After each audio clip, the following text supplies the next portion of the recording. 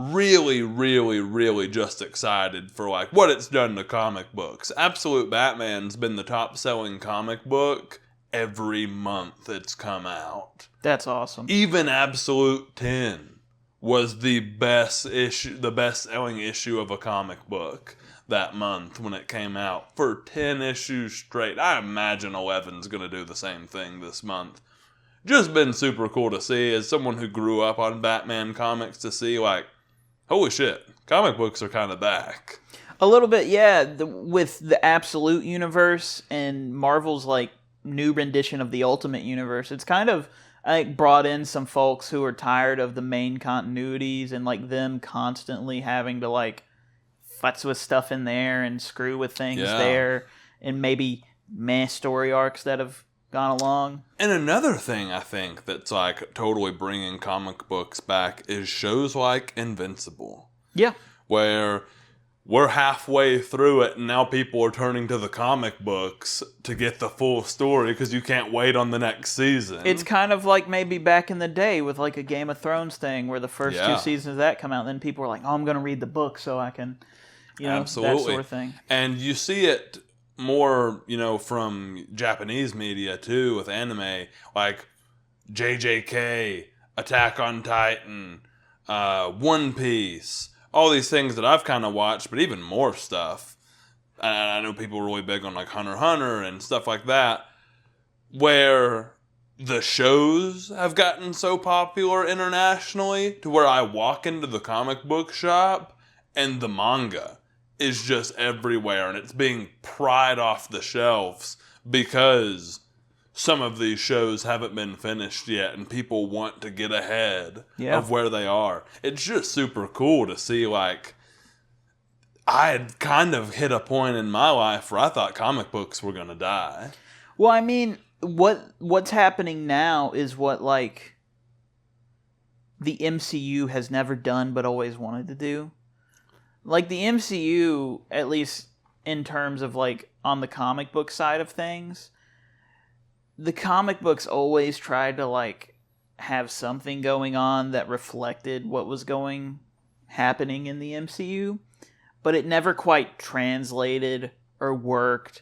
And it's like, why are we even doing that? They just have the comics be the comics because, the Marvel Cinematic Universe is its own beast entirely. So, like, also, not everybody who goes and watches something like The Avengers 3 is going to be like, that was so good, I want to go pick up the comic books involved with it. Right. But I think now, with shows like Invincible, like, I think it's TV shows that will really make you be like, oh, they're adapting this show and it's so accurate. Why don't I go pick up, the source material? Read ahead, that sort of thing. It's what people did with Game of Thrones and like other series based on books and such. Yeah, and just to throw a little bit of fact out there, like I was saying, Absolute Batman's been the best-selling comic book for 11 months now. Mm-hmm. Last month when 10 was number 1, the new Fantastic Four number 1 was number 2. And that's off the success of the movie. For sure. In the top 5, The Woman of Tomorrow graphic novel. Because people are so excited for the new Supergirl movie coming out. I also think that's because James Gunn and his DCU is taking a better focus on, like, if this project is going to tie in with, like, a certain comic or, like, it's inspired by, he's sitting there shouting it out. He's showing the comic book covers. He's like, here's the comics that inspired Superman.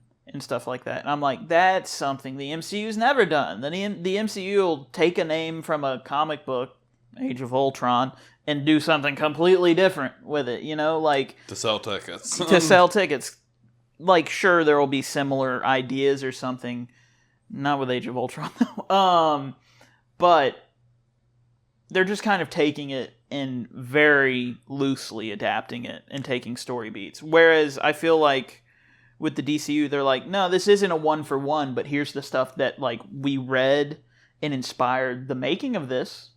And that's just as good, in my opinion. Because you're at least acknowledging, like, this is what made this become what it is. Yeah, I feel like if anything, over time, the MCU's been exposed. While they were really good at doing what they did for a while, we've been exposed to, like, all of that was really just money-making schemes.